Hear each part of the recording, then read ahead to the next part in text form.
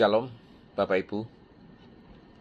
Suara dari surat yang membakar. Surat apa itu yang membakar, Bapak Ibu? Bapak Ibu dan saudara-saudara yang dikasihi Tuhan, ada satu surat Paulus yang nadanya itu paling emosional dan berapi-api. Bukan karena ia sedang marah, Bapak Ibu, secara pribadi, ya, tetapi karena ia melihat Injil kasih karunia itu sedang dirusak, Bapak Ibu, ya. Surat itu adalah surat Galatia. Paulus menulis kepada para jemaat yang telah memulai hidupnya dengan roh, namun kini tergoda untuk kembali hidup menurut hukum Taurat ini. Aku heran bahwa karena begitu lekas kamu berbalik dari Dia yang memanggil kamu oleh kasih karunia Kristus kepada suatu Injil lain. Galatia 1 ayat 6. Mereka dulu percaya bahwa Yesus cukup, tetapi kemudian datang guru-guru palsu yang berkata, percaya saja tidak cukup, kamu juga harus disunat, harus menuruti hukum Musa. Dan Paulus menulis dengan tegas, sekalipun kami atau malaikat dari sorga memberitakan Injil yang berbeda dari yang telah kami beritakan kepadamu, terkutuklah dia. Ini bisa dibaca di Galatia 1 ayat 8. Apa ini, Bapak Ibu? Pertama, ini adalah anomali dari ketegangan di dalam Galatia. Surat Galatia penuh dengan hal-hal yang tampak aneh, anomali dibanding dengan surat-surat Paulus yang lain, Bapak Ibu. Mengapa? Pertama, tidak ada ucapan syukur di awal surat. Paulus biasanya memulai dengan kata, aku mengucap syukur kepada Allah. Tetapi di sini ia langsung menegur. Ini menandakan betapa seriusnya masalah ini, Bapak Ibu, ya. Paulus menegur Petrus secara terbuka, ini di Galatia 2 ayat 11 dan 14, ya. Sampai 14, Bapak Ibu, ya. Bayangkan, dua rasul besar berbeda pandangan di muka umum. Ini menunjukkan bahwa kebenaran Injil lebih tinggi dari kedudukan rasul, Bapak Ibu.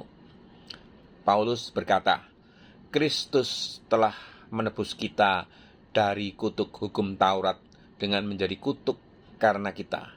Di dalam Galatia 3 ayat 13. Kalimat ini luar biasa dan misterius, Bapak Ibu.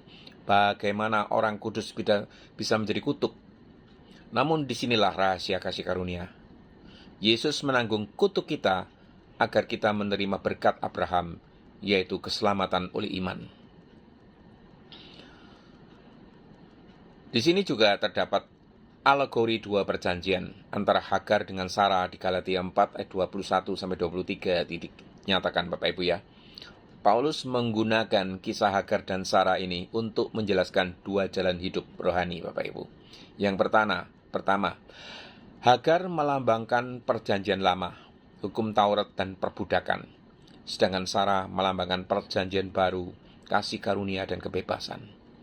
Artinya, siapapun yang mencari pembenaran lewat hukum Taurat, ibadah atau prestasi rohani adalah ia anak Hagar, hidup di dalam perbudakan. Tetapi siapa yang percaya kepada Kristus, hidup oleh roh, adalah anak Sarah, hidup dalam realisasi janji, Bapak Ibu.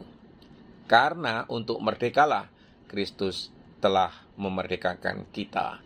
Galatia 5 ayat 1. Poin utama lagi, Bapak Ibu, Kristus menebus kita dari kutuk hukum Taurat. Taurat itu kudus, tetapi tidak bisa menyelamatkan. Ia seperti cermin, memperlihatkan dosa, tetapi tidak bisa membersihkannya. Setiap pelanggaran kecil terhadap kita membawa kutuk. Namun Kristus turun ke dunia dan menanggung kutuk itu di kayu salib. Terkutuklah orang yang digantung pada kayu salib. Ulangan 21 ayat 23. Artinya, di atas salib itu Yesus mengambil tempat kita. Kutuk yang seharusnya menimpa kita ditimpakan kepadanya, Dan karena itu, kini tidak ada lagi kutuk bagi orang yang ada di dalam Kristus.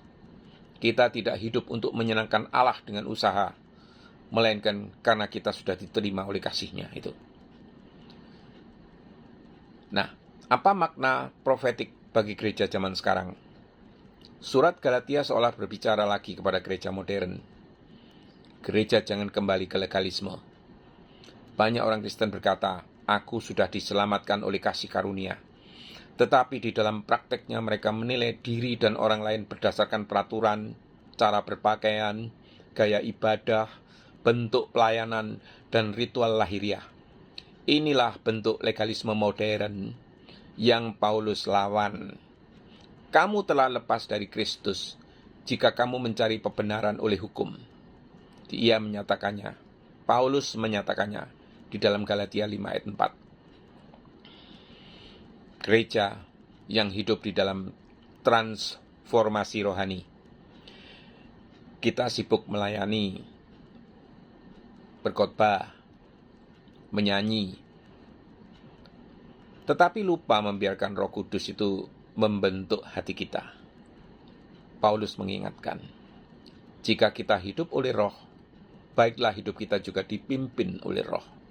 Galatia 5 ayat 25. Kerohanian sejati bukan performa, Bapak Ibu, tapi perubahan hati. Gereja yang salah paham tentang kebebasan, ini juga diungkapkan di dalam Galatia. Ada pula yang berkata, aku sudah dibawa kasih karunia, jadi aku bebas berbuat apa saja. Tapi Paulus menegur, janganlah kamu mempergunakan kemerdekaan itu sebagai kesempatan untuk kehidupan di dalam dosa. Galatia 5 ayat 13 ini.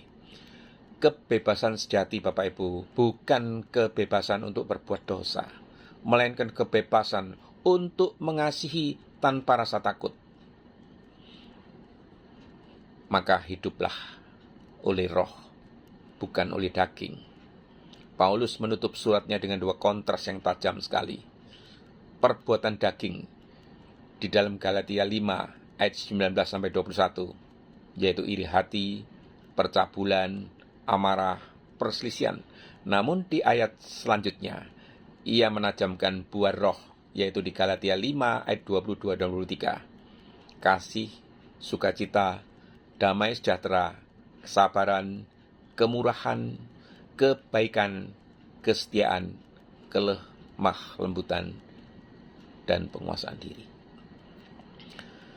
Kehidupan Kristen bukan tentang aturan dari luar, melainkan tentang buah dari dalam.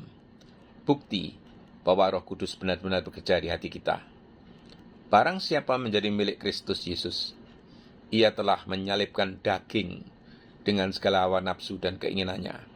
Galatia 5 ayat 24. Saudara-saudara yang diberkati Tuhan, surat Galatia adalah surat kebebasan.